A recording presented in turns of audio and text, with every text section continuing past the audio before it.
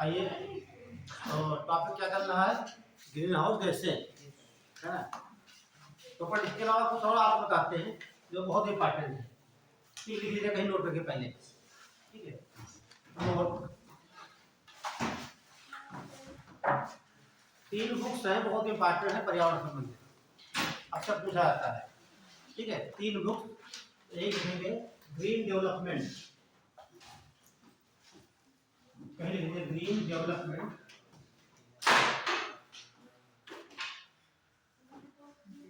ये बुक का नाम है। ठीक है, ये आपको एग्जाम में देखने को मिलेगा जब पेपर साफ करेंगे। राइटर है एडम्स।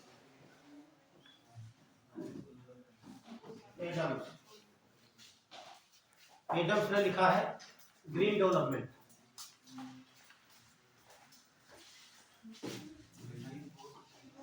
और दूसरी बुक देख लीजिए,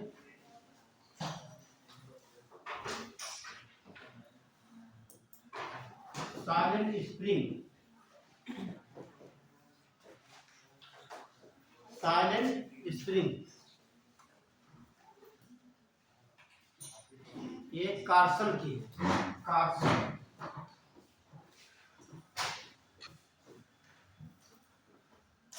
कार्सन राइटर है।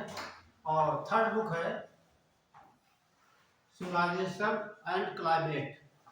तीनों बुक बहुत इंपॉर्टेंट है। सिविलाइजेशन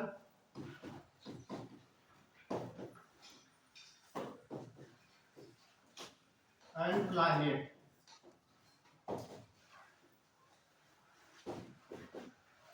ये राइटर है हैटिंगटन।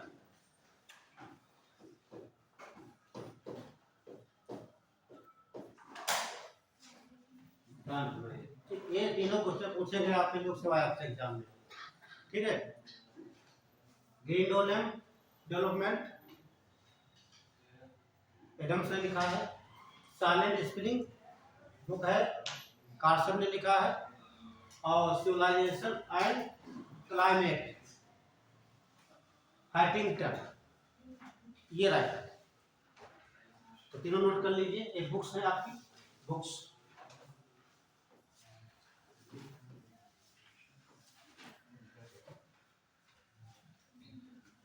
नोट कर लिया?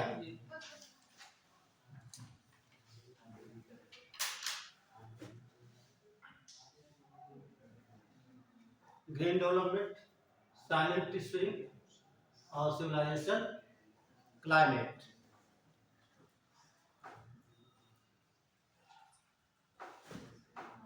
इनमें तीसरी क्लास है एनवायरमेंट की, जो हम पढ़ाते हैं। आप लोग पेपर सॉल्व करते हैं क्या? है ना, कर लिया करो।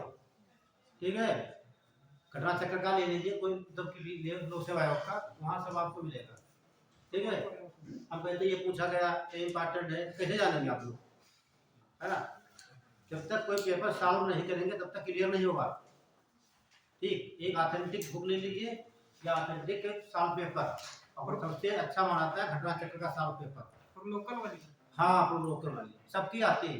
हिस्ट्री की है, ज्योग्राफी की है, पॉलिटिकल साइंस की है, जितने सब्जेक्ट चलते हैं लोक सेवा सब में चलती है। ठीक, पर्यावरण की अलग चलती है, आप ले सकते हैं, वहाँ सॉल्व करिए, पढ़िए। यस, आइए, चलिए आगे बढ़ते हैं। डाल लीजिए ग्रीन हाउस गैसें। ग्रीन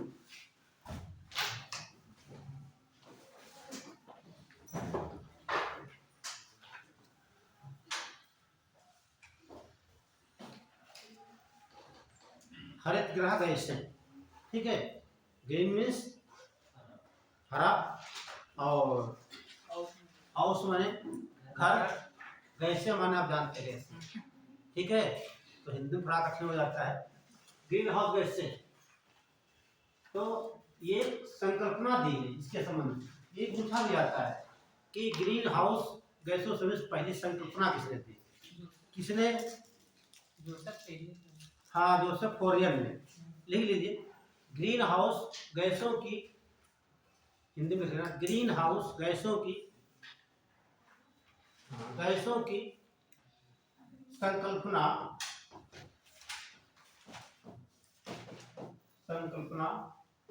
1824 ईस्वी में 24 में जोसेफ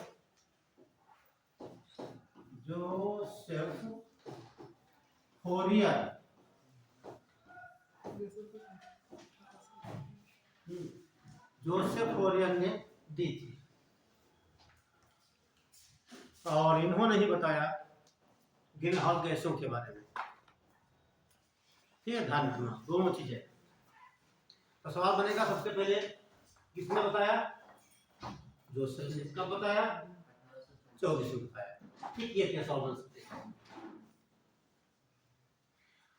और पहले हम बता देते हैं ट्रिक के माध्यम से कौन कौन सी ग्रीन हाउस गैसें हैं। तो मुख्य रूप से 6 गैसें हैं। कितनी? 6।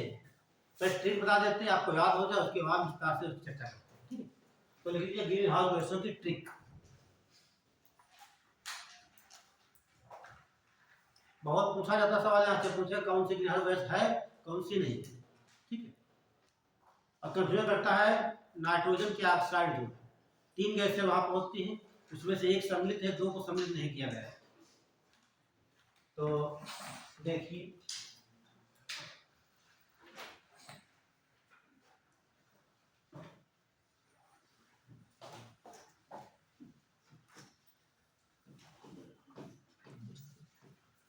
आ जाइए, समय का ध्यान रखिए आप लोग।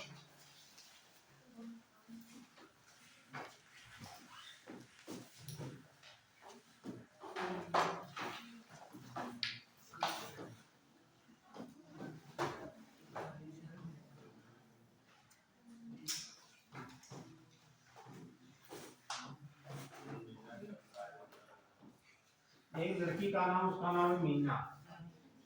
कल काजल लगाना है। काजल लगाएगी नहीं लगाएगी, है ना? ना मीना हो तब भी काजल लगाएगी, है ना? काजल कोई भी लगा सकता है। कुछ लोग सुरमा लगाते हैं, है ना? हाँ, ठीक है। तो ध्यान दीजिए, ये लिखा है ओ से मतलब होता है ओजोन।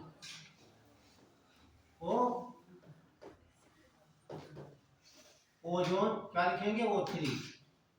फार्मूला भी लिख लेना आपको। ओजोन गैस है, और ओजोन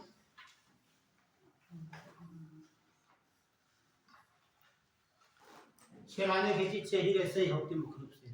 ठीक है, ध्यान। और यम से मीथेन, CH4। इस पर विशेष चर्चा करेंगे, बहुत सवाल पूछ जाते हैं मीथेन से।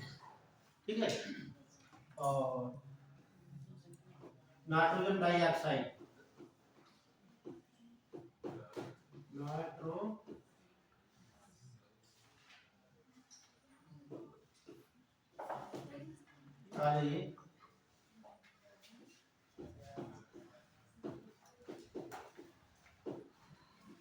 नाइट्रस ऑक्साइड, ये हो जाएगी N2O। ठीक है, N2O रहती है, NO2 डाई हो जाएगी। ठीक, ध्यान रखना कौन सी? N2। ठीक है, नाइट्रस ऑक्साइड। और इससे आप जानते हैं क्लोरोफ्लोरो। ठीक, क्या बोलेंगे? क्लोरोकार्बन, CFC कहा जाता है। क्लोरो पूरा लिख देते हैं।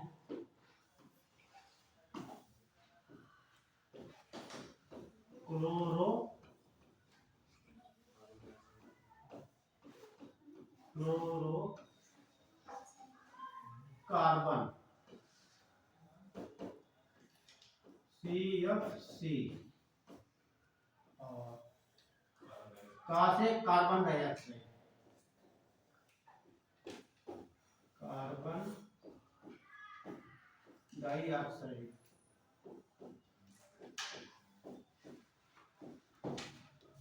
CO2। और जल से जल, क्या बोलेंगे?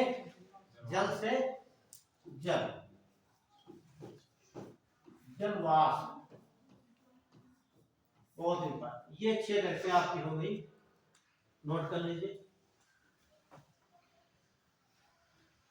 Ozone, methane, nitrous oxide, CFC, CO2 और जल वाष्प।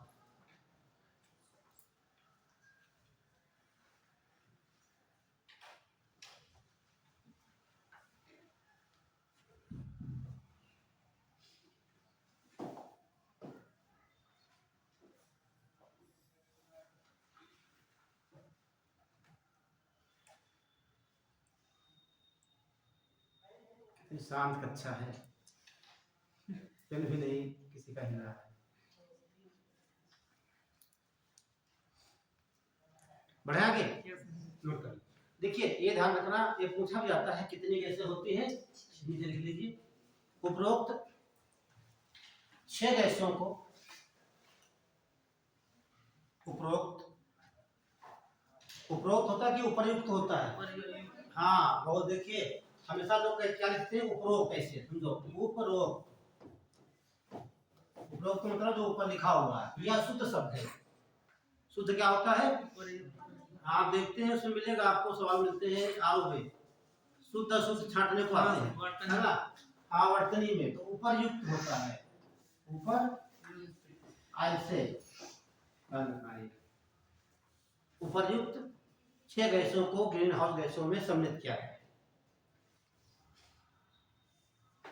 अब सवाल यहां पूछेगा कि सबसे ज्यादा कौन सी गैस है, ठीक है? तो सबसे ज्यादा के लिए हम सीधे इधर से चल देंगे, इधर से पीछे चल देंगे। तो समझ लीजिए, पीछे चलेंगे आगे तरफ, तो सबसे ज्यादा कौन सी गैस होती है वायुमंडल में? जल वाष्प।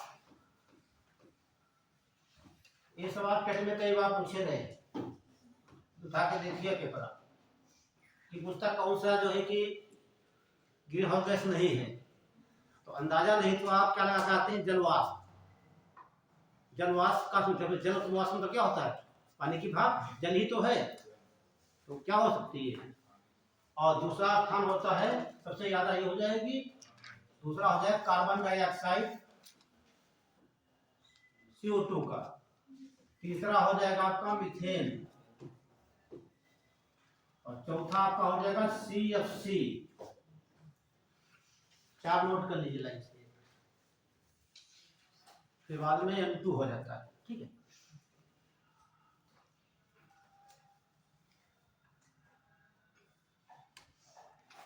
नोट कर लिया? तो सबसे ज्यादा उदाहरण किसका रहता है? जल वाष्प का। दूसरा स्थान कार्बन डाइऑक्साइड, तीसरा मीथेन, चौथा CFC। लेकिन जब बात करें ग्लोबल वार्मिंग की, ठीक, यहाँ मत लिखना आप लोग, तो इसको हम हटा देंगे, इसको हटा देंगे, यहाँ हम N2 को जोड़ देंगे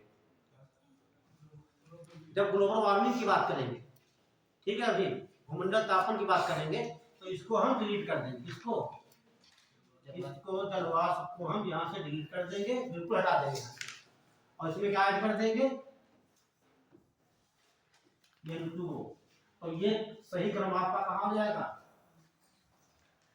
ग्लोबल वार्मिंग का, ठीक है? यही से आप टिक बना सकते हो वहां पे। तो आपने लिखा होगा उपरोक्त 6 गैसों को गैसों में शामिल किया गया है।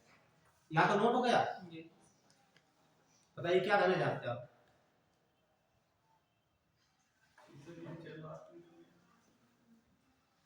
ये जल वाष्प क्या है? ग्रीन हाउस गैस है, ठीक? कैसे अभी समझेंगे यहाँ पे, ठीक है? ध्यान से समझने की कोशिश करना, आप लोग यहाँ पर अपना पेन रख दीजिए, ठीक है? लिखने की जरूरत अभी नहीं है, हम लिखवा देंगे। ये आपकी अर्थ है, यदि बात समझ में आ जाएगी तो आपको कोई समस्या नहीं होगी ग्लोबल वार्मिंग समझने में और ग्रीन हाउस गैस समझने में।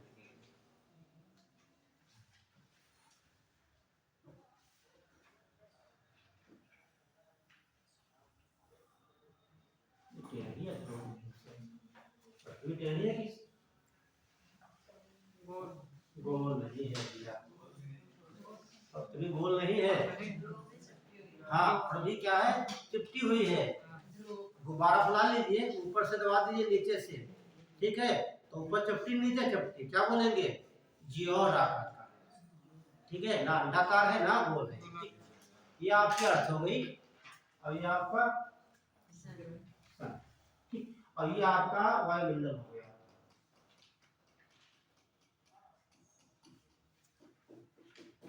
ये बातें कई बार समझा चुके आपको गूगल में।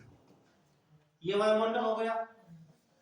जब सूर्य की किरणें यहाँ आएंगी, इसमें आएंगी नहीं आएंगी, और इसी वायुमंडल में यहाँ पर एक परत है, उसे कहते हैं ओजोन परत। क्या है?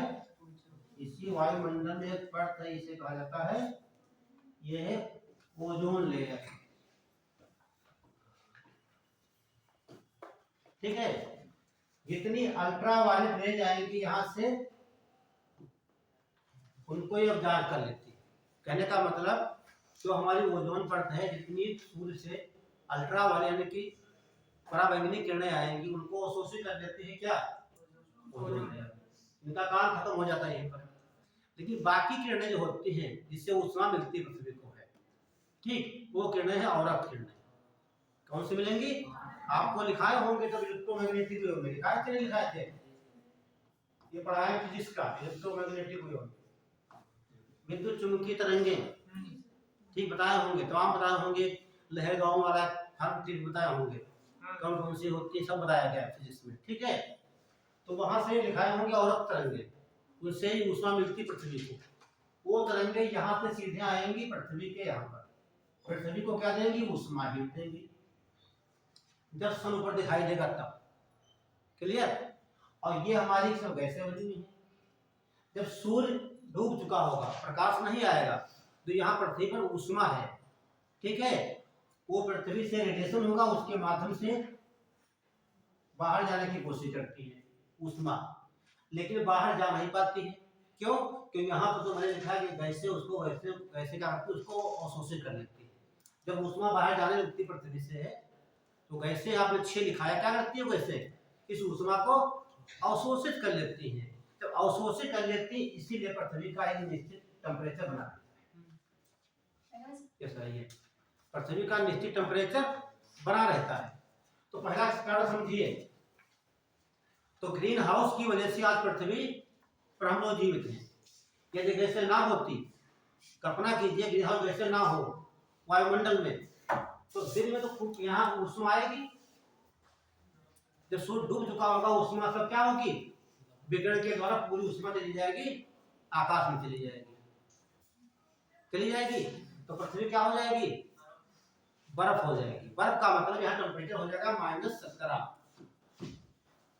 -17 डिग्री पर सर्वाइव करना बहुत मुश्किल है। चंद्रमा में देख लीजिए आप, चंद्रमा में दिन का ताप रहता है +180 डिग्री सेल्सियस, और रात में माइनस रहता है 180 डिग्री सेल्सियस। वायुमंडल नहीं है, ठीक है। तो ये वायुमंडल जो है आपका, इसी में जो गैसें हैं, ग्रीन हाउस गैसें क्या करती है? ऊष्मा को अवशोषित कर लिया, ऊष्मा को बाहर नहीं जाने, क्लियर, ऊष्मा को बाहर जाने नहीं देते, घर तरह बना लिया है, ठीक। अब ये शब्द आया कहां से? सुनिए आप, जहां ठंडक ज्यादा होती है, बर्फ पड़ी होती है, वहां पर मान लीजिए कोई पौधा लगा दिया जाएगा। ये पौधा लगा है, कोई भी प्लांट लगा है, ठीक है। ये प्लांट हो गया आपका। आज इसको टेम्परेचर चाहिए, 0 डिग्री होगा टेम्परेचर, -7 है, -8 है, तो क्या प्लांट ग्रो करेगा? नहीं करेगा। क्यों? क्योंकि 0 पानी जम जाएगा। तो इसके अंदर जितने आपके सेल्स हैं, सेल के अंदर पानी जम जाएगा, पौधा अपने मर जाएगा। तो लोग क्या करते हैं? इसके ऊपर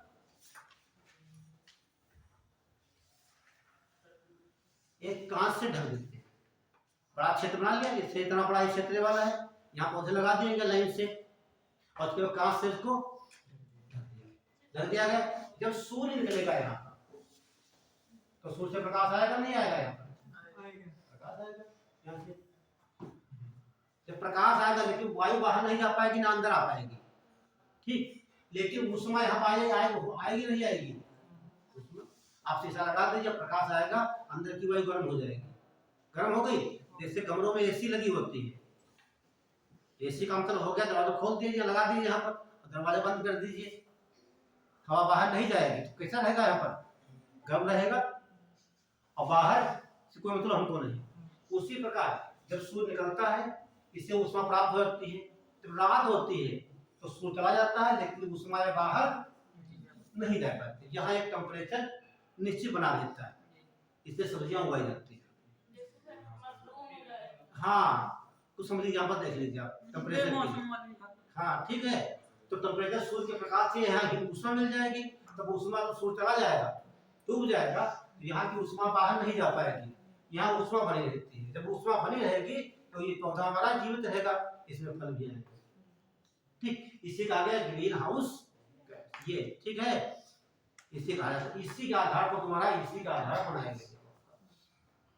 अगली बात समझिए, तो गैसों का योगदान बहुत है, यदि गैसों की संख्या कम हो जाएगी, सुनिए, यदि गैसों की संख्या कम हो जाएगी तब क्या होगा, ये ऊष्मा क्या होगी, तब ऊष्मा बाहर चली जाएगी और पृथ्वी क्या हो जाएगी, ठंडी हो जाएगी, आ जाएगा हिम, क्या आ जाएगा, हिम, मतलब पृथ्वी पूरा बर्फ से ढक चुकी होगी। दूसरी बात, यदि इनकी संख्या ज्यादा बढ़ जाती है, तो ये संख्या क्या होगी, ज्यादा हो जाती है, तो ज्यादा मात्रा में ऊर्जा अब्जॉर्ब कर लेंगे, क्या कर लेंगे, ज्यादा मात्रा में जो ऊष्मा है या ऊर्जा है अब्जॉर्ब कर लेंगे, तो पृथ्वी का टेम्परेचर क्या होगा, जब बढ़ेगा, नॉर्मल कितना पृथ्वी का 15 डिग्री सेल्सियस पृथ्वी का टेम्परेचर, तो टेम्परेचर ये बढ़ेगा, तो उसे क्या बोलते हैं, ग्लोबल वार्मिंग, क्या बोलेंगे, ग्लोबल वार्मिंग, ठीक है। तो बहुत बड़ा संबंध है ग्लोबल वार्मिंग और ग्रीन हाउस गैसों में।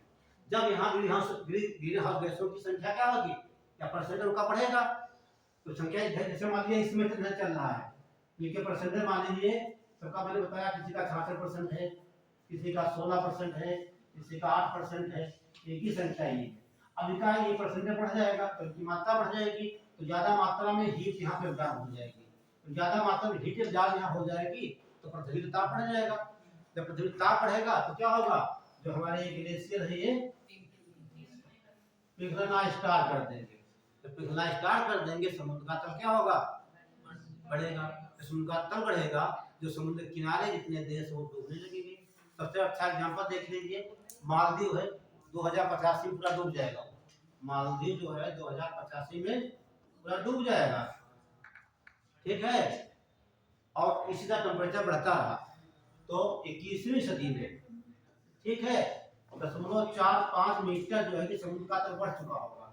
और सबसे अच्छा एग्जांपल देखिए आप, इंडोनेशिया की जो राजधानी है जकार्ता, उसको ट्रांसफर कर दिया गया है, ठीक है, नुसंतरा बना दिया गया है, जकार्ता की राजधानी चेंज कर दिया गया, क्योंकि वो 2030 तक डूब जाएगा, 2030 तक जकार्ता क्या है, वो डूब जाएगा, तो ये पर्यावरण से बढ़ता रहा, ठीक है। तो आने वाले समय में जितने समुद्र किनारे देश हैं उनका खतरा बढ़ा रहा है, ठीक है। तो समझ में आ गया हो तो हमको लिखाना स्टार्ट कर दें, हाँ ठीक है, क्लियर। कोई क्वेश्चन बन रहा हो तो पूछ सकते हो आप लोग, नहीं बन रहा तो हम आगे स्टार्ट करें, जो पॉइंट यहाँ इंपॉर्टेंट लिखा देते हैं। क्या हुआ बताइए, जाना है इंडोनेशिया क्या?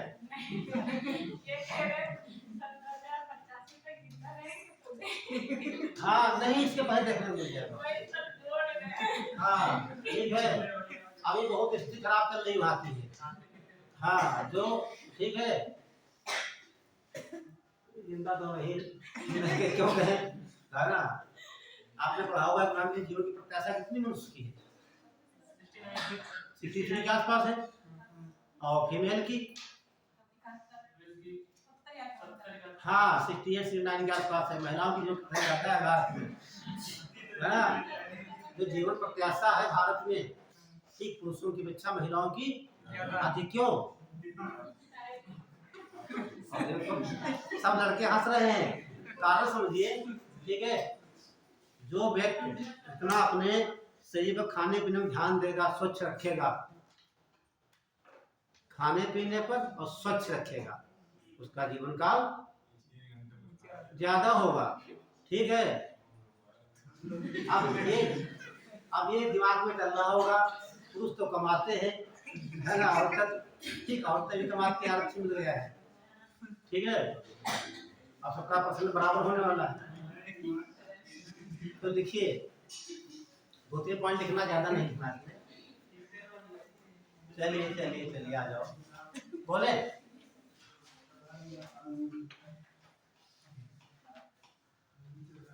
देखिए, ग्रीन हाउस गैस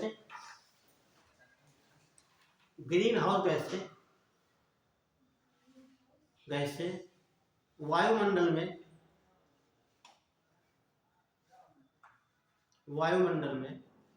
स्थित होती है, और पृथ्वी से वापस जाने वाली ऊष्मा को अवशोषित कर लेती है।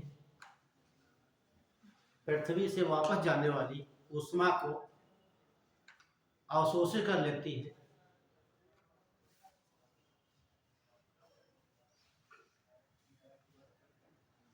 जिससे पृथ्वी का सामान्य तापमान, ब्रैकेट में लिख लेना, इससे पृथ्वी का सामान्य तापमान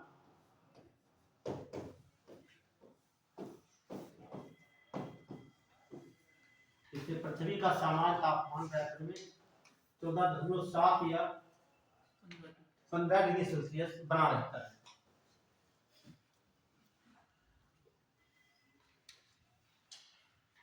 सामान्य तापमान बना रहता है।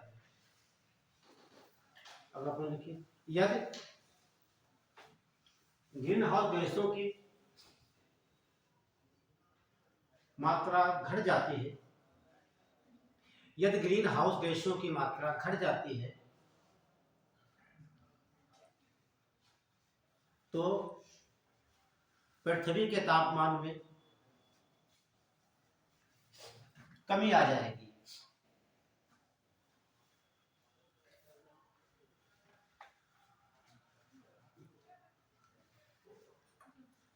अगला पॉइंट, हाँ, यदि ग्रीन हाउस गैसों की मात्रा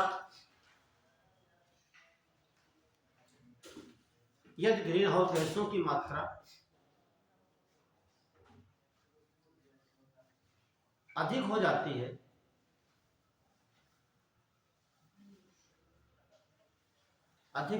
है, तो वायुमंडल का तापमान बढ़ने लगता है।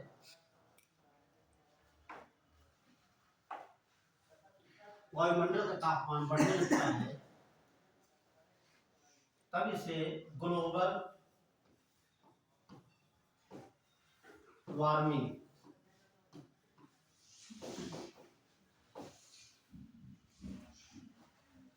बोलेंगे, भूमंडलीय तापन।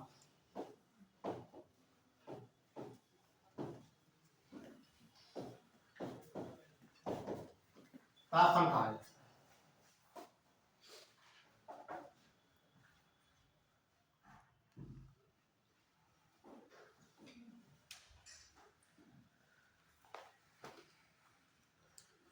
ठीक है, भूमंडलीय तापन।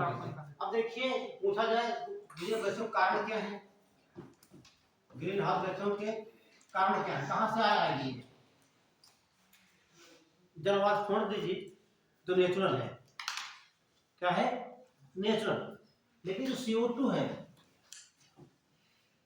ठीक है, और CH4 है, इसके अलावा CFC है और N2 है, ये इनमें तो मानव का हस्तक्षेप है कि नहीं है?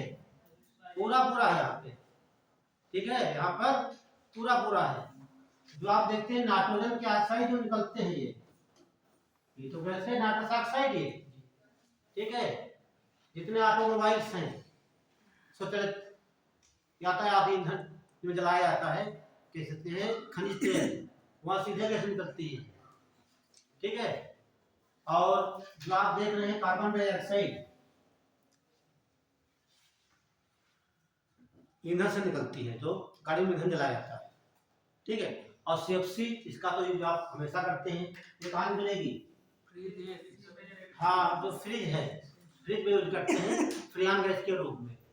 और जो फार्म गद्दे होते हैं, फार्म में गद्दे जो आते हैं कितना आराम से लेकर आते हैं, लेटते हैं उस पर, तो उसमें से गैसें निकलती है।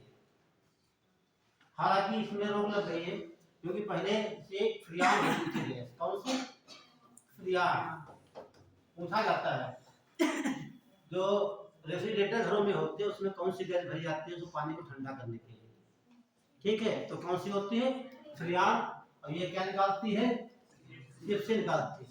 लेकिन अब इसकी जगह क्या भरा जाता है? वेरी गुड, अमोनिया भरी जाती है। ध्यान रखना, ये सब पूछा जा सकता है। तो पानी को ठंडा करने के लिए फ्रिज में किस गैस का प्रयोग करेंगे? अमोनिया किया जाता है। ये कुछ बन सकते हैं एग्जाम में, ठीक है। NH3। ध्यान दीजिए, कल मैंने लिखाया था AQI के बारे में, लिखाया था AQI के बारे में कल, ठीक है। तो इसने जो तुम्हारा सेंट्रल पॉल्यूशन कंट्रोल बोर्ड जो था उसने इसको स्थापित किया था। उसमें मैंने बताया था वायु गुणवत्ता मापने के लिए 8 आधार, तो 8 में से एक था अमोनिया, था नहीं था?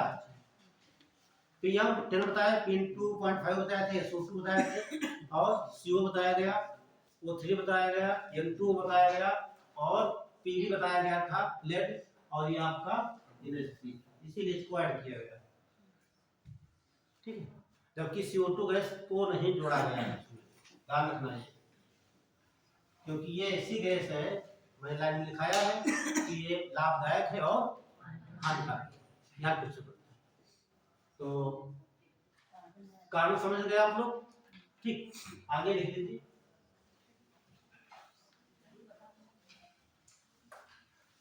प्रभाव, प्रभाव क्या है? सवाल यहां से पूछता, प्रभाव से। प्रभाव,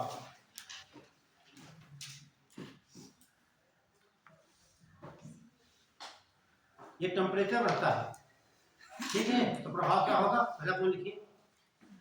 हाँ, समुद्र की सतह का जल, समुद्र की सतह का जल स्तर बढ़ जाएगा, समुद्र की सतह का जल स्तर बढ़ जाएगा। दूसरा पॉइंट, सागर के तट, देखिए सागर के तट पर स्थित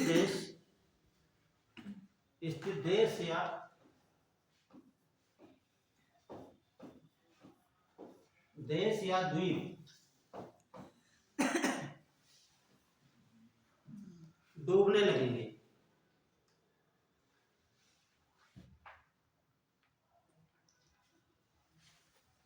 तीसरा, मालदीव जैसे देश, मालदीव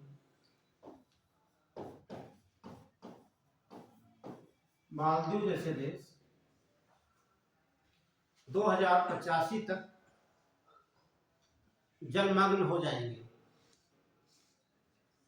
जलमग्न, जलमग्न तब जल में डूब चुके होंगे, शब्द ऐसे आएगा एग्जाम में, जलमग्न।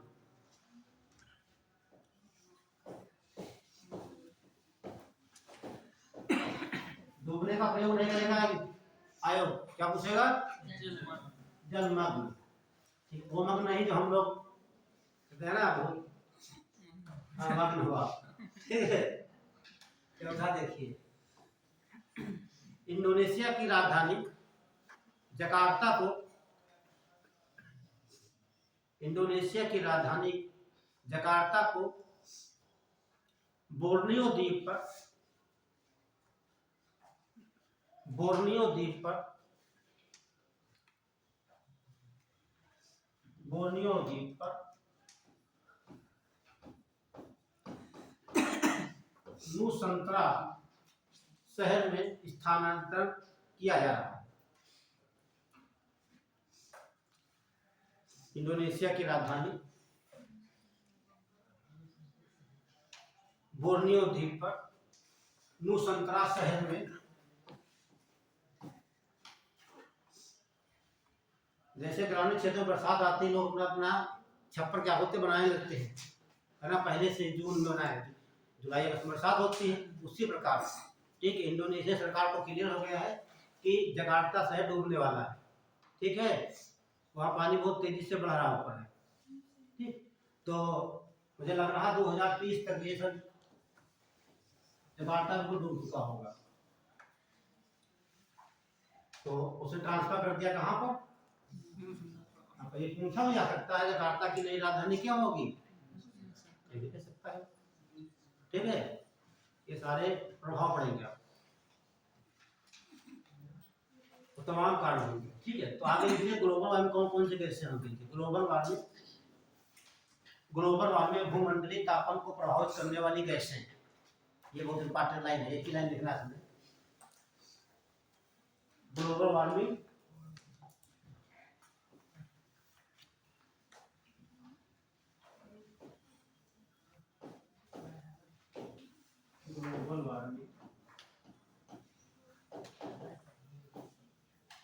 या भूमंडलीय तापमान, ठीक।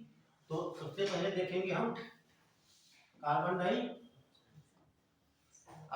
सबसे ज्यादा मात्रा, दूसरी क्या होता है आपको हम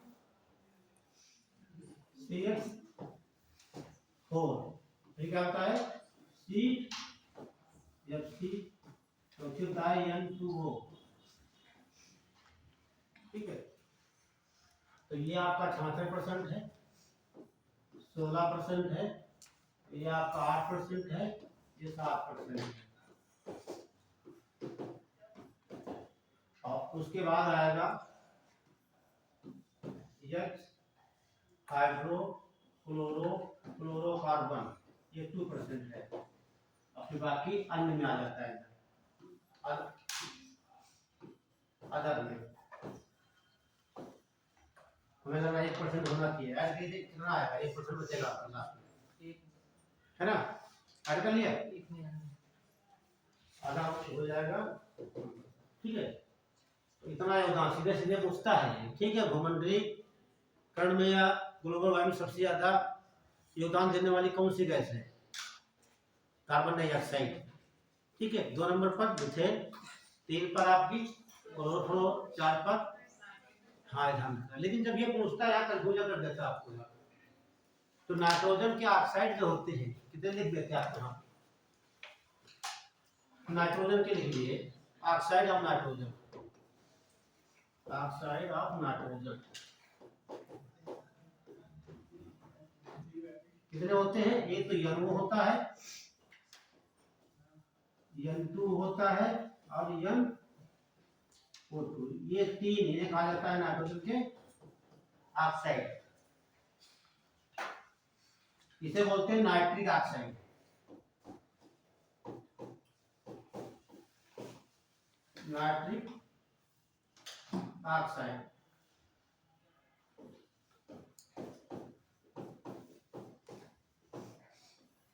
इसे नाइट्रस ऑक्साइड, नाइट्रस ऑक्साइड। इसे नाइट्रोजन डाइऑक्साइड, नाइट्रोजन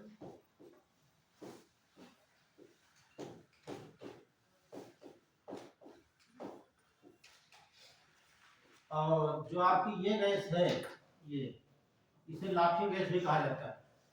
क्या बोलते हैं? लाफिंग। यही पूछा गया 2023 में ये सवाल। ये तीनों कहा जाता है नाइट्रोजन के ऑक्साइड, ये तीनों।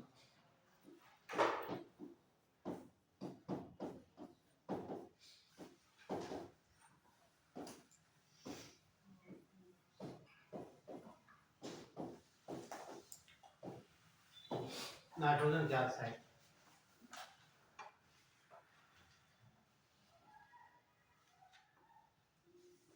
हो गया? तो कौन सी गैस होगी ये ध्यान रखना।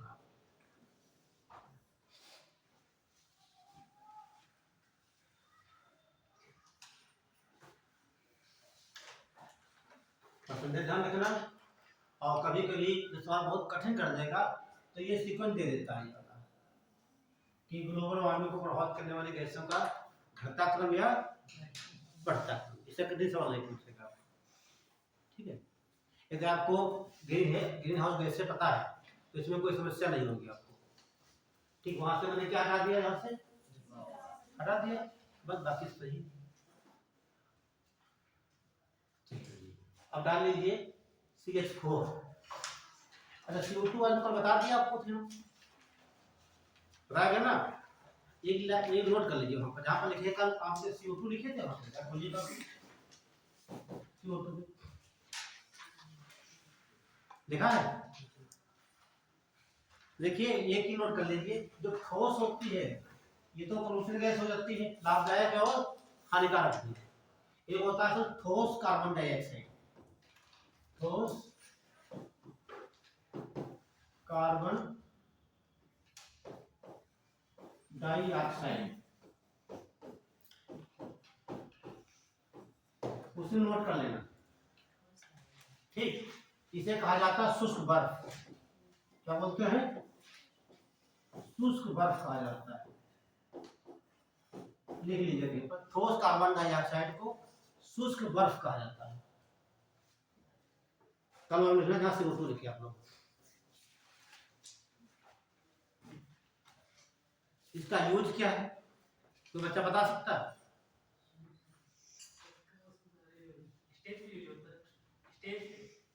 हाँ, फाग के रूप में जो नाटकीय ड्रामा वगैरह होता है तो वहां प्रयोग किया था। उसके अलावा किसी वस्तु को, ठीक, जैसे घर पर तो फ्रिज होता है, जब आप एरोप्लेन में यात्रा करते हैं तो आप फ्रिज तो होता नहीं है, तो इसमें भोजन को रखा जा सकता है ठंडा होने के लिए, ठीक है। इसके लिए यूज। तो जब बात करेगा ठोस कार्बन डाइऑक्साइड की बात करेगा तो उसे क्या बोलते हैं? शुष्क बर्फ कहा जाता है, ठीक। ये सवाल और ध्यान दीजिए, जब इसको हम गर्म करेंगे, हीट करेंगे, ठीक है, क्या करेंगे, ये मान लीजिए रखिए शुष्क बर्फ आपको, जब इसको हम ऊष्मा देंगे, ध्यान दीजिए, जब हम किसी ठोस पदार्थ को गर्म करते हैं, क्या करते हैं, गर्म करते हैं, तो पहले बनता है द्रव, बाद में बनती है वाष्प। चीनी ले लीजिए आप, ठोस है, गर्म करिए, पहले क्या बनेगा, द्रव। गुड़ ले लीजिए आप, लेकिन कुछ पदार्थ ऐसे होते हैं उसे गर्म करेंगे, द्रव में नहीं बदलते हैं, सीधे वाष्प में बदल जाते हैं, उसे कहा जाता है सब्लिमेट, यानी कि ऊर्ध्वपातन कहा जाता है। क्या बोलते हैं? ऊर्ध्वपातन, ठीक है। जैसे कपूर को आप घर में जलाते हैं ना, तो क्या होता है, जल जाता है, लेकिन वो द्रव में नहीं बदलता है। उसी प्रकार जब इसे हम गर्म करेंगे तो ये द्रव में नहीं बदलती, सीधे भाप में बदल जाती है। तो शुष्क ये क्या है, एक ऊर्ध्वपातन है।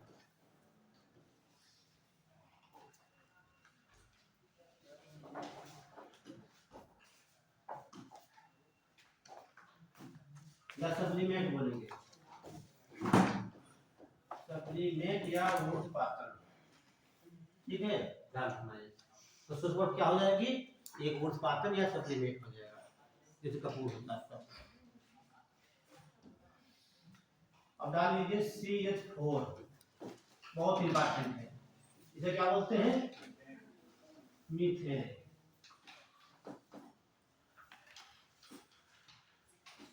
इसके अन्य नाम लिख लीजिए, यही सवाल बन जाता है। अभी देखो अच्छे बैठे बैठे तमाम बता देंगे। चलिए बताना स्टार्ट करिए आप लोग। मार्स गैस, अब कोई बताएगा? और कोई का मतलब दोबारा नहीं बताना, मार्स गैस नया नाम बताइए। चलिए हम बताते हैं गोबर गैस, बढ़िया नाम भी बताए हैं। और बताइए,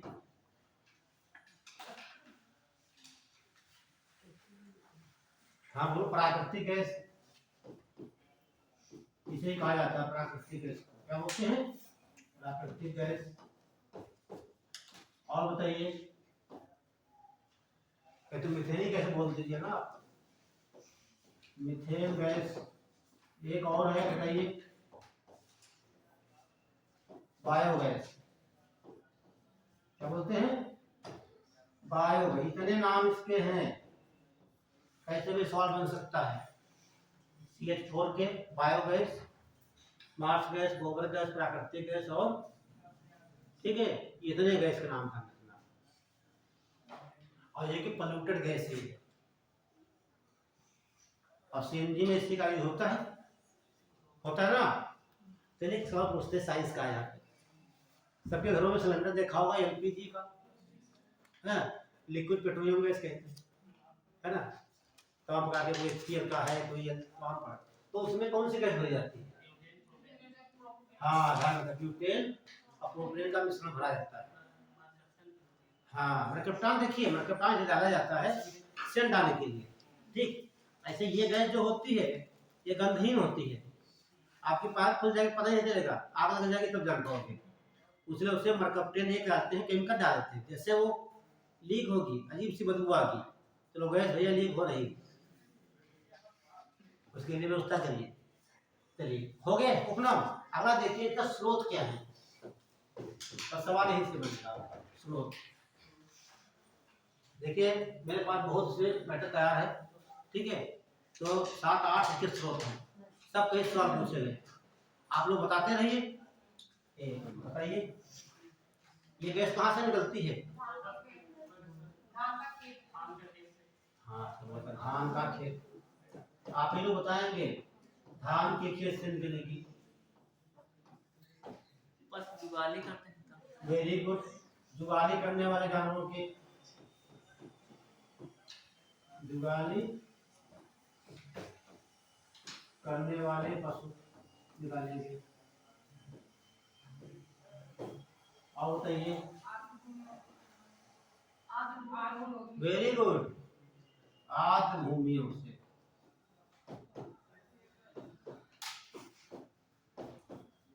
ध्यान रखना, ये सुनना चाह रहे थे आपके, ये जो है सबसे बड़ा प्राकृतिक स्रोत है, सबसे बड़ा प्राकृतिक स्रोत।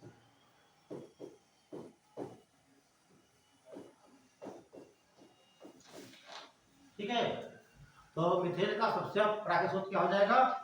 आद्र भूमि।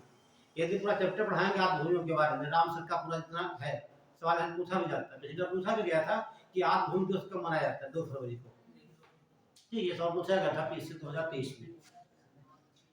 चलिए अगला बताइए चौथा। अरे वाह,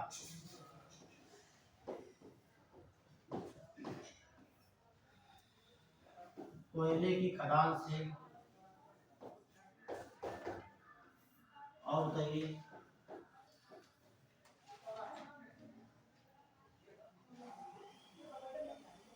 और रुक गई आप? चलिए अब हम स्टार्ट करते हैं। देखिए जो बैक्टीरिया होते हैं क्या होते हैं? जीवाणु। जब किसी वस्तु को आप घटित कर देते हैं, ठीक है, वहां से निकलती है। जैसे गोबर ले लीजिए, खाद्य पदार्थ ले लीजिए, इससे कौन डिकम्पोज करता है? सूक्ष्म जीव करते हैं बैक्टीरिया। तो कौन सी गैस निकलती है? मीथेन निकलती है। बोलिए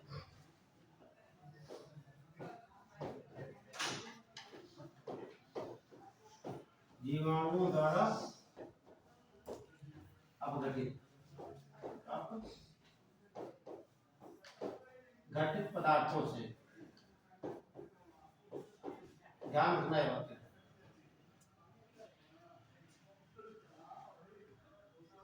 अगला लिखिए 6 नंबर पर, जो सागर होते हैं, सागरों से निकलती है। 7 पर देखेंगे जो हाइड्रेट्स, क्या होता है? हाइड्रेट,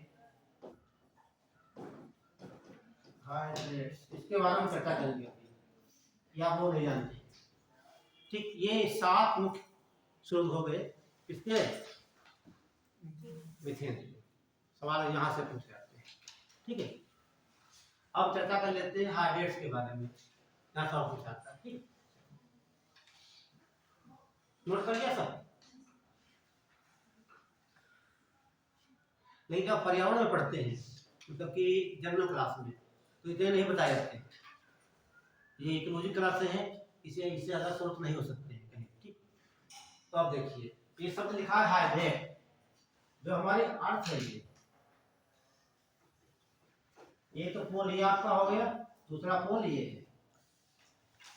इसे क्या बोलते हैं? आर्कटिक। क्या बोलेंगे?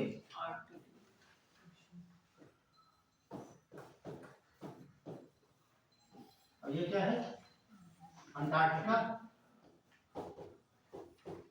अंटार्कटिका या कह सकते हैं उत्तरी ध्रुव और दक्षिण ध्रुव। यहाँ पर जो बर्फ है क्या है? बर्फ। ये तुम्हारी मीथेन है। क्या है ये? मीथेन को लो टेम्परेचर पर, कितना low temperature and high pressure कर दिया जाए, लो टेम्परेचर कर दिया जाए, प्रेशर ज्यादा कर दिया जाए तो ये बदल जाती है ठोस में। इसमें ठोस में यानी कि बर्फ में बदल जाती है। इसे कहते हैं हाइड्रेट कहा जाता है। समझना? जो आपके पोल है यहाँ पर इसके नीचे सब ये मीथेन का हाइड्रेट जमा। किसके नीचे? इसके नीचे मीथेन के हाइड्रेट। मीथेन जो है हाइड्रेट के रूप में, बर्फ के रूप में आर्कटिक और अंटार्कटिका पर जमी हुई है। अब खतरा किस बात का है? खतरा इस बात का है जो आपकी ये CH4 होगी, मीथेन ये है, ठीक है। जब ऑक्सीकृत होगी, क्या होगी? ऑक्सीकृत होगी, मतलब ये क्रिया करेगी ऑक्सीजन से, तो बनेगा क्या? कार्बन डाइऑक्साइड प्लस आपका बनेगा जल। समझ लीजिए, ठीक है। अब सरकार क्या ध्यान दे रही? यदि प्रदूषण बढ़ा, ग्लोबल वार्मिंग बढ़ी, ठीक है, तो ये ध्रुव पिघलेंगे। क्या होंगे? ध्रुव पिघलेंगे। पिघलेंगे किसकी वजह से? कौन सी गैस से? Carbon dioxide. डाटा आपको बताया मैंने, उन्हीं की वजह से ये ध्रुव पिघलेंगे। ये सब पिघल के पानी कहाँ आएगा? समुद्र में आएगा, बस्तियां डूबने लगेंगी। लेकिन जब ये पिघलेगा तो यहाँ से ये हाइड्रेट पिघलेंगे, अमोनिया ये निकलेगी, मीथेन ये ऑक्सीकृत होगी, क्या बनेगी? Carbon dioxide. तो इसकी मात्रा और ज्यादा हो जाएगी। जब और ज्यादा हो गई, ज्यादा मात्रा में इनका पिघलन स्टार्ट हो जाएगा। ठीक, कहने का मतलब है आने वाले समय में हम लोग नहीं देख सकते हैं, लेकिन कभी ये हिमयुग आ जाएगा, पूरी पृथ्वी जलमग्न हो चुकी होगी। जैसे कभी डायनासोरों का राज था, है ना, हम लोग पढ़ते किताबों में डायनासोर का राज था। उसी प्रकार धीरे धीरे प्रदूषण इतना बढ़ चुका होगा कि ये पृथ्वी पूरी सब ग्लेशियर पिघल चुके होंगे। ठीक, तो ये पिघल चुके होंगे, जो आपके मीथेन के हाइड्रेट है ये सब काहे बदल चुके होंगे? कार्बन डाइऑक्साइड की मात्रा बहुत बढ़ चुकी होगी, सारा अपना पिघल के पूरी पृथ्वी जल चुकी होगी। ठीक है, तो आगे आने वाले बहुत समस्याएं उत्पन्न होंगी। अभी आप आंदोलन देखेंगे, बताएंगे आपको पर्यावरण रोकने वाले, उसमें कुछ बहुत अच्छे आंदोलन हमें लगे। ठीक, आप लोग भी सहमत होंगे। ठीक है, तो ये कारण है। ठीक है, इसीलिए बहुत प्रयास किया जा रहा है। इसके अलावा ये पिघल कैसे रहे हैं? ठीक है, अभी आपको बताएंगे जो फ्लाई ऐश होती है, सवाल सब पूछा था पीसीएस में यहाँ से फ्लाई ऐश के बारे में। ठीक है, अभी बताएंगे कोयले आधारित कारखाने जो होते हैं, चिमनियाँ होती हैं, यहाँ बिजली बनाई जाती है वहाँ से। तो ये आप समझ लीजिए, तो यह तुम्हारी जो आपकी मीथेन है किस रूप में है? हाइड्रेट के रूप में ये पूरे यहाँ पर जमा। ठीक है, ग्लोबल वार्मिंग बढ़ी तो बहुत बड़ा खतरा उत्पन्न हो सकता है।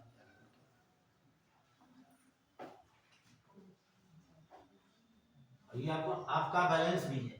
ठीक, ये ठीक है, तो ये आपका ग्लोबल वार्मिंग था। अब एक लिख लीजिए, यहाँ पे क्वेश्चन पूछना हो पूछ सकते हो, फिर आगे बढ़ेंगे। ठीक है, बढ़े कि वेट करना आप लोगों का। तो एक मैंने डाला था शब्द, उसमें लिखा था एशियाई भूरे बादल, तो डाल लीजिए एशियाई भूरे बादल। ये भी क्वेश्चन पूछा गया, एशियाई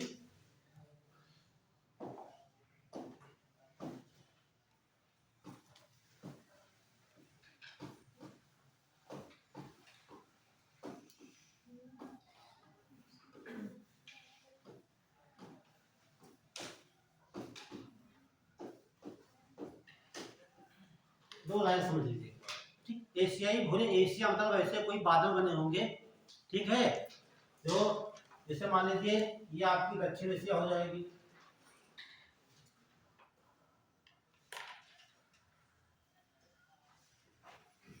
ये आपका क्या हो जाएगा, एशिया आपकी हो गई है ना। तो ये क्या हो जाएगा, पूर्वी एशिया, ये साउथ एशिया, ये आपका पश्चिमी हो जाएगी। तो ये कर रहे हैं दक्षिणी एशिया की बात कर रही है यहाँ से। ठीक, यहाँ पर देखा गया 2002 में, कब देखा गया, 2002 में देखा गया कि यहाँ पर काले काले बादल छा गए, काले काले कैसे हो गए, ये काले। ठीक, 2002 की बात की है। तो UNEP नाम सुना होगा, UNEP, ठीक है। ये बहुत बड़ा अंतर्राष्ट्रीय संगठन है, जब हम चर्चा करेंगे तो बताएंगे इतने संगठन है पर्यावरण संबंधित तमाम है। भारत में नीली पढ़ेंगे हम, है ना, क्या पढ़ेंगे, भारत में नीली पढ़ेंगे और यूनिपे पढ़ेंगे, IUCN पढ़ेंगे, NGA पढ़ेंगे, ISA पढ़ेंगे, तमाम प्रकार के पढ़े संगठन। उसमें का संगठन एक UNEP है, यूनाइटेड नेशन एनवायरनमेंट प्रोग्राम है। उसने 2002 में जांच की और 2008 में इसकी रिपोर्ट दी, कब दी, और बताया कि यहाँ पर एरोसोल की वजह से, एरोसोल जो होते हैं, एरोसोल जो होते हैं उनकी वजह से काले बादल बने। ठीक, इसमें है क्या, एरोसोल क्या होते हैं, ये एक प्रकार कोहरा होता है, ये डस्ट पार्टिकल होते हैं। जो डस्ट पार्टिकल होते हैं, यहाँ पर काला कार्बन है, काला कार्बन है, कार्बन की वजह से, ठीक है, और बाकी तमाम मटेरियल हैं। तो ये जनवरी, फरवरी, मार्च 3 महीने बाद हमको देखने को मिलते हैं, ठीक है। और इसमें 85% जो योगदान इसका होता है, 85 से 90% तक ये जो स्वास्थ्य का। ठीक, तो सवाल ये पूछा जाता है कि दक्षिण एशियाई बादल कहाँ देखने को मिले, दक्षिण एशिया में। कारण क्या रहा, यहाँ काला कार्बन और अन्य कोहरा छा गया था, उसे क्या कहा गया, दक्षिण एशियाई। यह घटना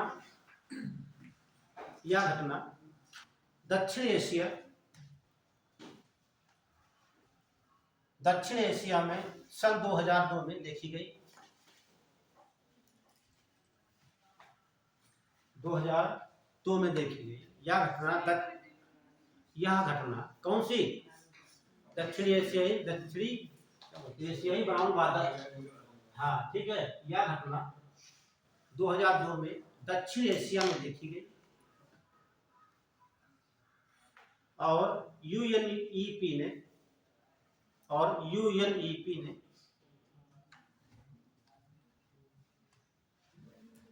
बताया कि जनवरी से मार्च तक प्रत्येक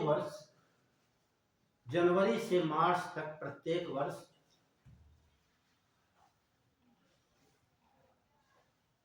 यहाँ पर काला कार्बन और कोहरे के बादल छाए रहते हैं।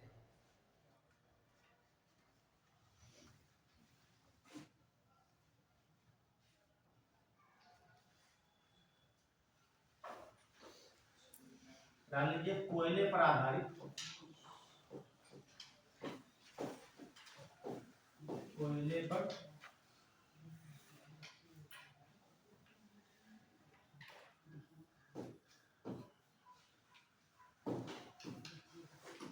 आधारित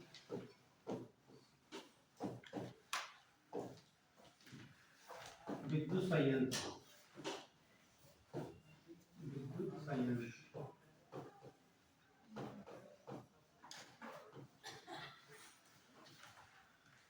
जहां बिजली बनती है, जैसे एनटीपीसी देखते हैं आप लोग, है ना, एनटीपीसी देखते हैं, तो जहां बिजली आधारित वहां होता क्या है।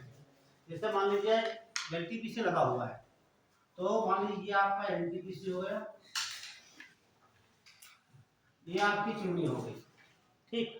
जो वहां मटेरियल यूज किया जाता है, जो मटेरियल यहाँ यूज होकर कालिक होती है, क्या होती है, कालिक होती है। दो भाग में बांट सकते हैं, ये तो ऊपर निकलेगा, धुआं से निकलेगा, ये जो गैस के रूप में निकलेगा। कहाँ निकलेगा? गैस के रूप में। और कुछ भाग रह जाता है, नीचे रह जाएगा यहाँ पर,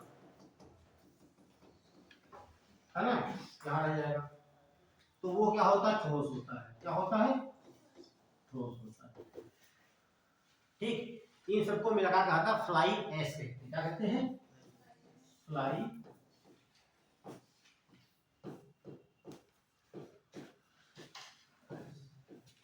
इस पर सवाल बहुत पूछे आते हैं फ्लाई ऐश पे। ठीक है, तो फ्लाई ऐश क्या हो गई है? इसमें धूल के कण होंगे और कुछ इसमें देखिए, कुछ में मेटस भी पाए जाते हैं। मेटस में आपको मिलेगा आर्सेनिक। क्या मिलता है? आर्सेनिक। बहुत खतरनाक होता है आर्सेनिक वगैरह इसमें रहते हैं। ठीक, और जो ठोस मटेरियल में होता है, जिसे आप नीचे राख कहते हैं, तो उसमें होता है, अभी लिख देते हैं, 4 चीज का मिश्रण होता है। एक होगा ये SiO2, दूसरा होता है Al2O3, तीसरा आपका होता है, वेरी गुड, Fe2O3, हाँ, चौथा है कैल्शियम ऑक्साइड। तो ये होगा, इसे बालू बोलते हैं, सिलिकॉन डाइऑक्साइड। ये सिलिकॉन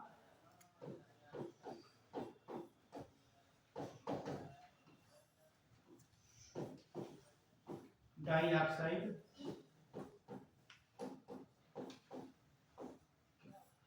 और ये एल्युमिनियम ऑक्साइड हो जाएगा, एल्यूमिनियम ऑक्साइड। और ये हो जाएगा फेरिक ऑक्साइड, फेरिक ऑक्साइड। और ये हो जाएगा calcium oxide.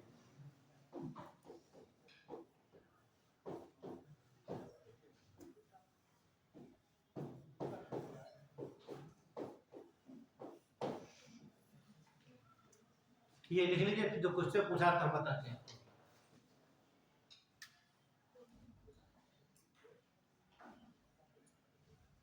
Silicon dioxide, aluminium oxide, ferric oxide और कैल्शियम ऑक्साइड। अब इनका यूज कहाँ होता है? यही सवाल पूछा गया, इसमें भी आया है, पीछे में पूछा गया है। ठीक है,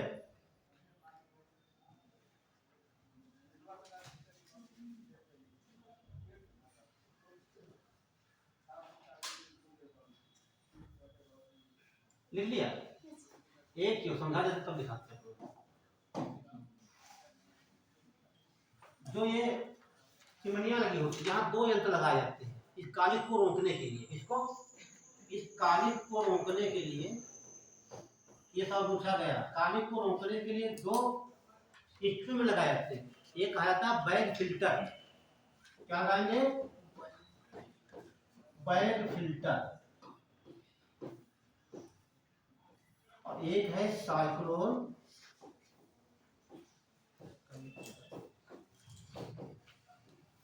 साइक्लोन माने घूमना, सेपरेटर, साइक्लोन सेपरेटर,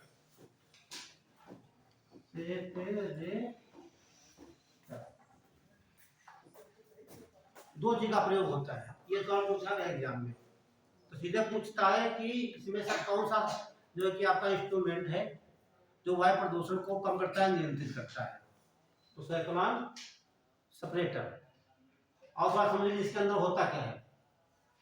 साइक्लोन माने घूमने वाला, सेपरेटर मतलब ऐसे देखिए, ये प्रकार मान लीजिए डब्बा आपका ये वाला है, इसके अंदर गैस को निकालना हो तो इसको बहुत तेजी घुमा दिया जाता है।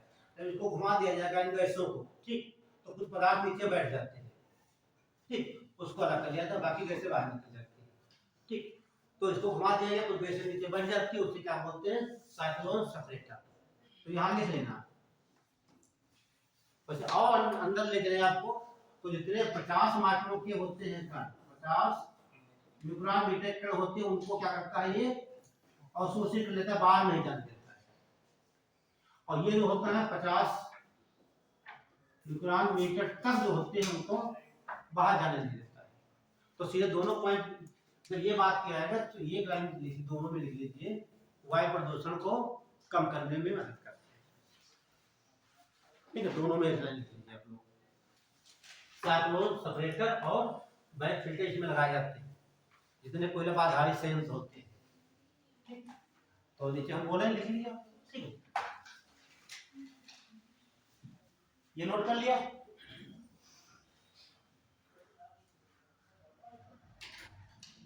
चलो बढ़े आगे, लिखिए अगले। देखिए बैक फिल्टर और साइक्लोन सेपरेटर के द्वारा वायु प्रदूषण को कम किया जाता है।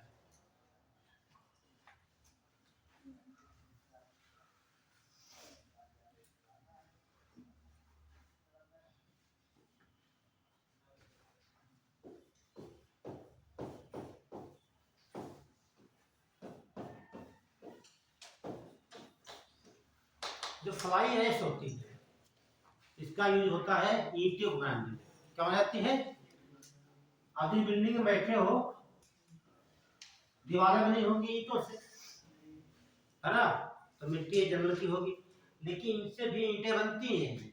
ईंटें बनाई जाती है फ्लाई ऐश से, ईंटें बनाई जाती है और ईंटें ज्यादा मजबूत होती हैं और उनसे हल्की होती है। तो सवाल आई से पूछा गया फ्लाई ऐश से इमारतें बनाई जाती है, ये बात सही गलत? सही। बिल्कुल सही है। फ्लाई ऐश से भवन का निर्माण होगा, बिल्कुल सही है, क्योंकि इनसे बनाई जाती है ईंटें। तो फ्लाई लिख लीजिए, ये सवाल मिलेगा आपको, हल करोगे बोले। लेकिन फ्लाई ऐश से ईंटें बनाई जाती हैं, फ्लाई ऐश से ईंटें बनाई जाती हैं, जिससे भवन आदि का निर्माण किया जाता है।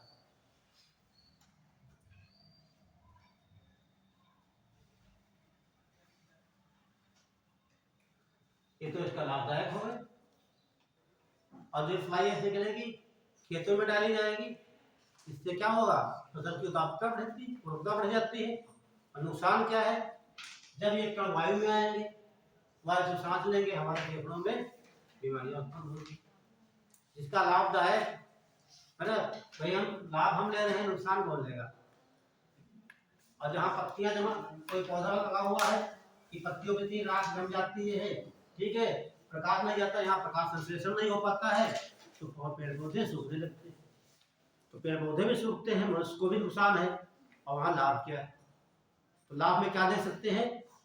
एक तो इसे भवन निर्माण हो सकते हैं, और जब इसको खेत में डाला जाएगा तो उसकी उर्वरता शक्ति बढ़ जाती है। ठीक है,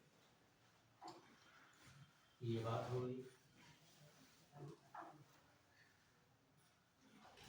एक लिख डाला था मैंने MIC, ले लीजिए MIC। क्या बोलेंगे इसे? हाँ, मिथाइल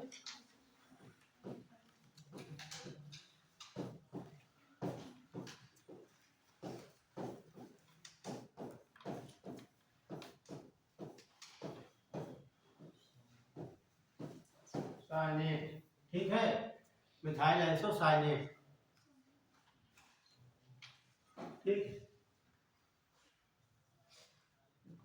सुनिए, 3 दिसंबर की घटना ये है। 3 दिसंबर 1984 में भोपाल में यूनियन कार्बाइड की एक कंपनी लगी थी।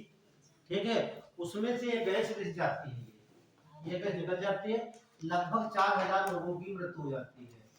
तो उसे कहा जाता है भोपाल त्रासदी। तो भोपाल त्रासदी में कौन सी गैस निकलती है? मिथाइल। घटना घटती है 3 दिसंबर 1984 को। ठीक, और कौन सी कंपनी थी? यूनियन कार्बाइड की है। ठीक, लिख लीजिए, बोले फिर 3 दिसंबर 1984 को 3 दिसंबर 1984 को भोपाल में, भोपाल क्या है ये? हाँ, मध्य प्रदेश की राजधानी है, ये बहुत स्वच्छ नगर है, ठीक है। अरे इंदौर तो है, ये भारत का सबसे स्वच्छ जिला है। राजधानी कौन सी है? हाँ, भोपाल हो जाएगी, ठीक है। और दिल्ली की बात करते हैं, दिल्ली राजधानी भी है और राज भी है, ध्यान रखना। जब राजधानी की बात करेगा किसी राज्य की तो क्या करेंगे? भोपाल लगाएंगे, ठीक है। और दिल्ली, ठीक है, सबसे गंदा शहर है, तो ध्यान रखना आप लोग, ठीक है। जब राजधानी की बात करेगा, ऐसे उसने कहा सबसे राजधानी, भारत की सबसे राजधानी कौन सी स्वच्छ है, तो क्या करोगे आप? भोपाल करोगे।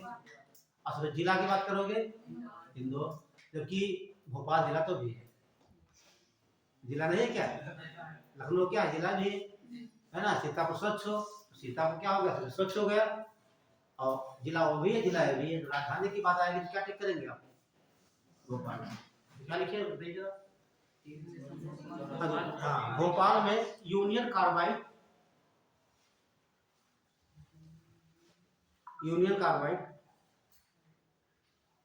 फैक्ट्री से एमआईसी गैस रिसाव से, यूनियन कार्बाइड फैक्ट्री से एमआईसी लिखना है, एमआईसी के रिसाव से, फैक्ट्री से एमआईसी गैस के रिसाव लीकेज से लगभग 4000 लोगों की मृत्यु हो गई। इसी को भोपाल त्रासदी कहा गया, इसी को भोपाल त्रासदी।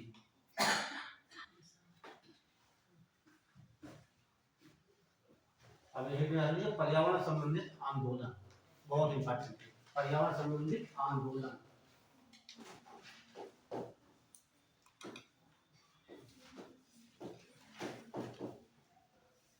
तो कुछ आंदोलन तो आपने सुना होगा, है ना।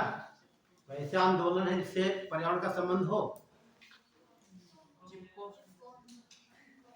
अरे इसके अलावा और बताओ, चिपकने के अलावा कौन? बस एक ही, चलिए हम लिस्ट लिख देते हैं, उसके बाद लेके पढ़ लेते हैं ना। तो लाइन से लिख लीजिए आप लोग पहले।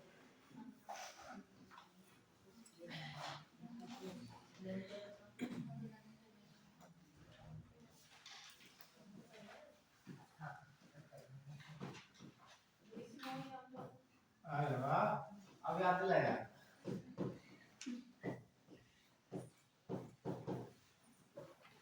दूसरा बता दीजिए आप।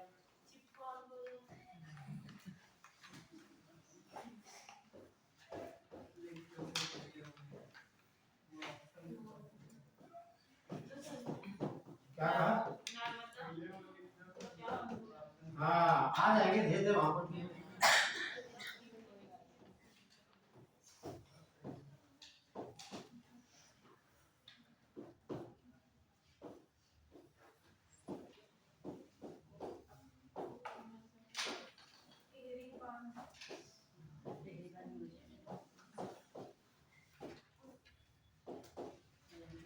लिखते रहो लाइन से।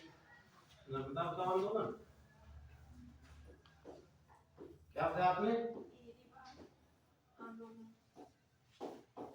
टिहरी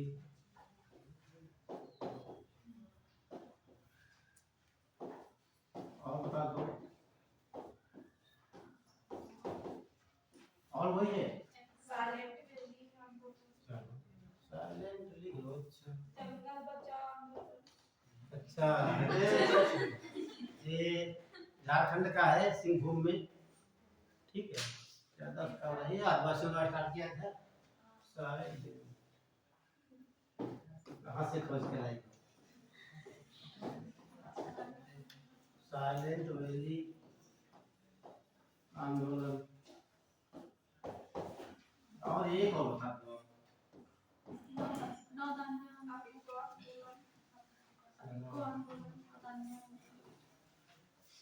एक और लिख लो, मैत्री आंदोलन।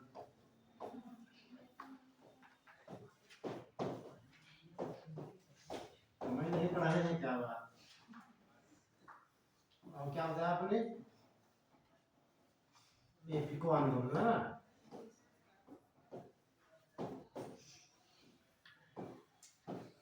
दक्षिण भारत का होगा ये, कर्नाटक का, पांडुरंग हेगड़े के द्वारा ना। इतने आंदोलन पढ़ना है, इनका संबंध पर्यावरण से।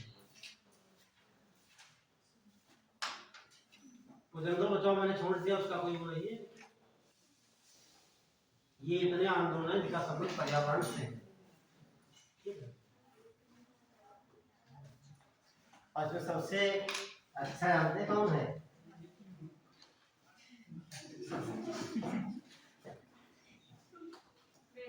पहले बता देते हैं, हम रह नहीं पा रहे हैं। हाँ लो देखो बता दिया। इसकी शुरुआत 1900, पहले बता देते बाद में बताएंगे, ठीक।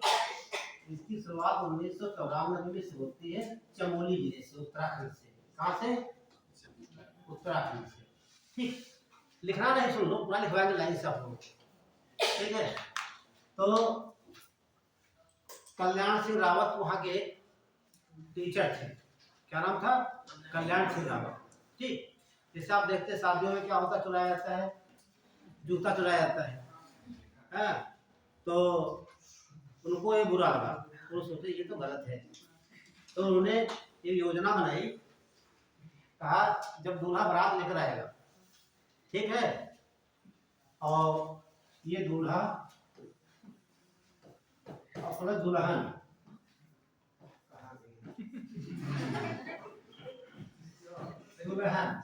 दोनों मिलकर लड़की के मायके में एक फल वाला पौधा लगाएंगे, एक फल का पेड़ लगाएंगे, दोनों लोग मिलकर।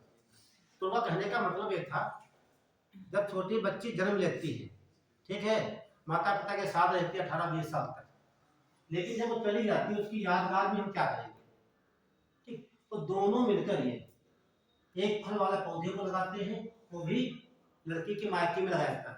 वो यादगार बनी रहती है कि पेड़ को देख देख करके माता पिता कि ये व्यक्ति शादी हुई तब लगाया गया। ये सबसे अच्छा, ठीक, आंदोलन था। और ये अंतरराष्ट्रीय स्तर पर चला, अमेरिका, कनाडा, चीन वगैरह में भी ये इसका विस्तार है।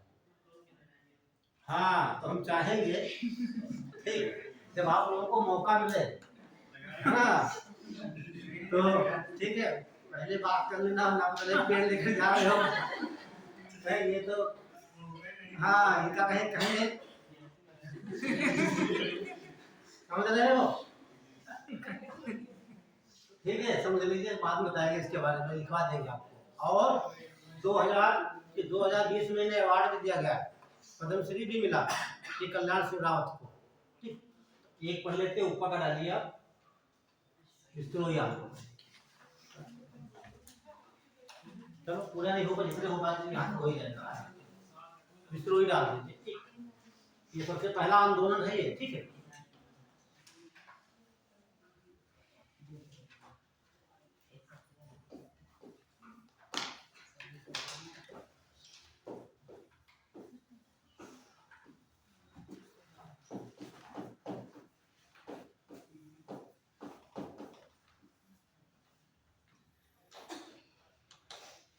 तो एक ये राजस्थान, देखिए पहले आप समझेंगे समय,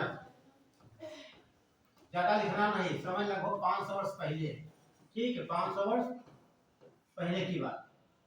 स्थान कहाँ रहेगा इसका? राजस्थान। बजाय से लिखना हमने सब बना करके। नेतृत्वकर्ता बताइए, किसने बताया था इसके बारे में? शंभोजी, ये संत थे, हाँ वही संत।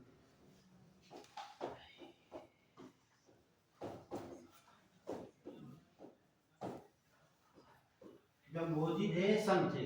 इन्होंने पेड़ों कटाने पर आपत्ति व्यक्त की और आंदोलन चलाया कि पेड़ों को ना काटा जाए, बहुत सिंपल है, ठीक है। और ठीक है, इतना लिखना है इसमें। ये जितने आंदोलन है पेड़ों संबंधित, पेड़ों को ना काटा जाए, जंगल को ना काटा जाए, उस पर सब आधारित है। अब आज देखिए दूसरा क्या बताया मैंने, ये बहुत इंपॉर्टेंट है। खेजराली आंदोलन, इसके बारे में लिखना पड़ेगा आपको। समय लिखिए पहले 1731। 1731 में आरंभ किया गया। स्थान कहाँ है? राजस्थान।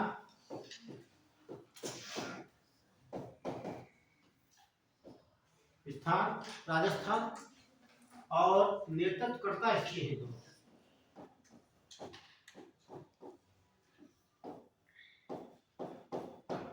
उनका नाम अमृता देवी। अमृता। आप कहानी थोड़ा सुन इनके बारे में। राजस्थान में देखते हैं अमृता देवी पर्यावरण पुरस्कार दिया जाता है, पढ़ेंगे राजस्थान के बारे में, ठीक। तो जो राजा, एक वहां के राजा थे,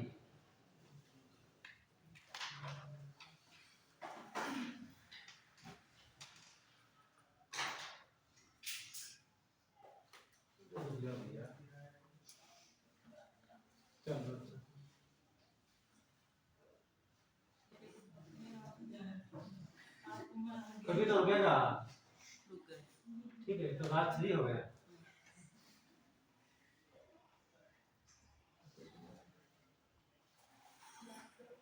तो सारा समय पूरा हो गया है।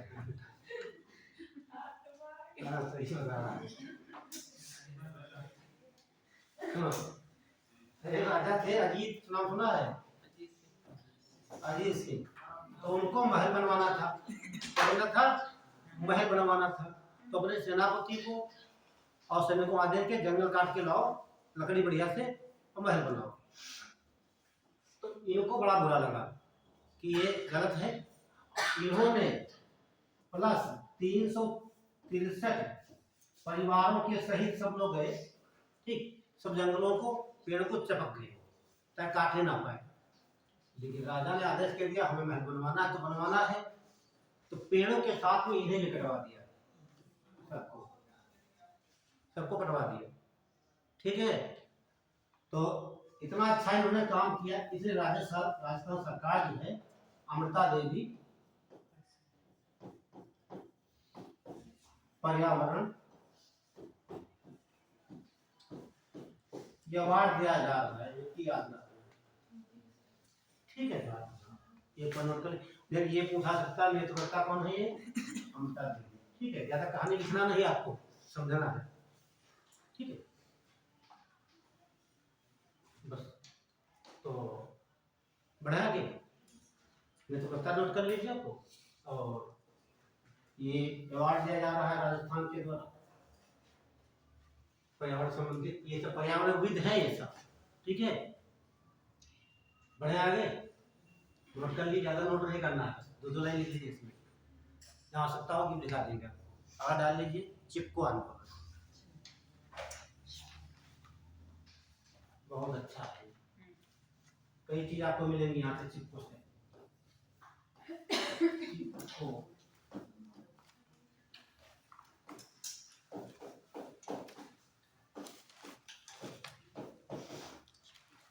चिपको आंदोलन, ठीक।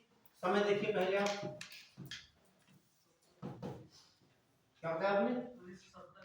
हाँ, अरे वही सब है 1970। स्थान यूपी था कि उत्तराखंड? भैया इस समय क्या था? उत्तर प्रदेश।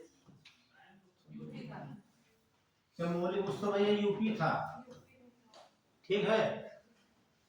2000 के बाद ये उत्तराखंड हुआ है ना। उस समय क्या था? उत्तर प्रदेश।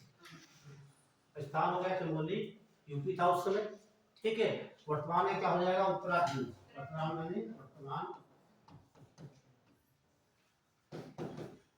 वर्तमान यूके, और नेतृत्वकर्ता सब लोग जानते हो।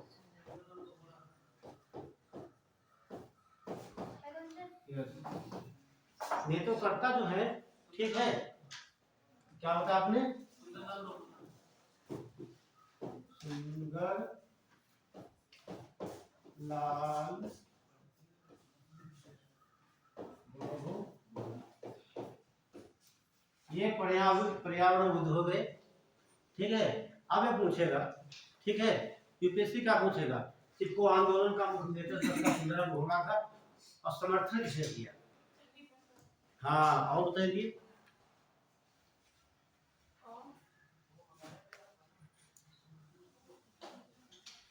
और कोई नहीं? हाँ, वो तभी तुम कह रहे हैं समर्थन करता। ये लोग करना वो इम्पोर्टेंट है। गौरी देवी बहुत इम्पोर्टेंट है। गौरा देवी, गौरा देवी क्या थी? समर्थन करता थी। अगला चंडी प्रसाद, क्या नाम था? चंडी प्रसाद भट्ट।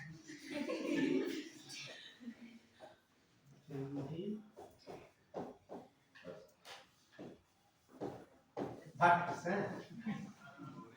अब ये गौरा बहुत इम्पोर्टेंट है। ग्रामीण महिलाएं जो थी, ग्राम, देखिए जब पेड़ कटने लगे तो ग्रामीण महिलाओं ने क्या किया? वो जाकर सब पेड़ों में चपक दी जाकर, ठीक है। तो ग्रामीण महिलाएं ध्यान रखना, वो नाम किसी का नहीं, ग्रामीण महिलाएं, ग्रामीण महिलाएं, ये चारों शब्द, ठीक। ये तो आपके बहुड़ा हो ही गए, गौरा देवी, चंडी प्रसाद भट्ट और ग्रामीण महिलाएं।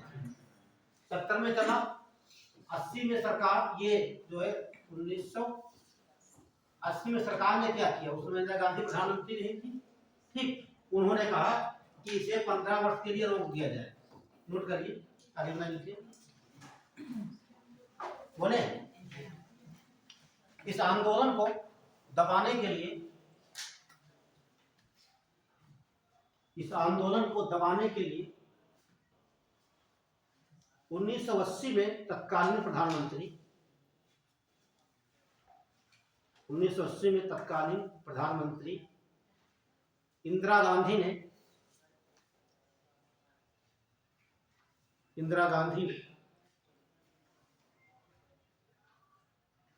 15 वर्ष तक के लिए पेड़ों को काटने पर रोक लगा दी। 15 वर्ष तक पेड़ों के काटने पर रोक लगा दी। और ये लाइन बहुत इंपॉर्टेंट है। और 1980 में ही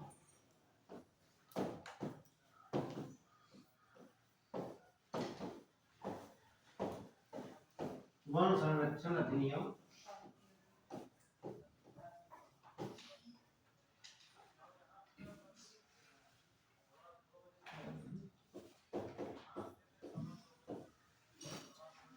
पारित किया गया, ठीक है, ध्यान रखना। तो आपको कई अधिनियम बता दिए, ठीक है। एक तो 1986 बताए थे अधिनियम, एक 1974 बताए थे। क्या बताए थे? ये नहीं बताए थे, नहीं बताए थे। एक 1980 बताए हैं ये, ठीक है। वन संरक्षण अधिनियम पारित किया गया, किस लिए? चिपको आंदोलन को समाप्त करने के लिए, ठीक। ये तमाम से यहाँ कारण थे। अगला डाल लीजिए, नर्मदा बचाओ आंदोलन, बस हेडगे डाल लीजिए क्यों, बस।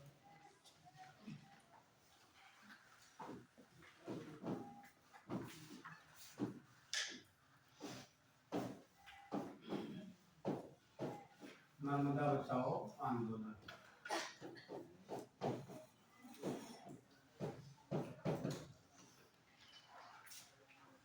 बस निकाल लीजिए।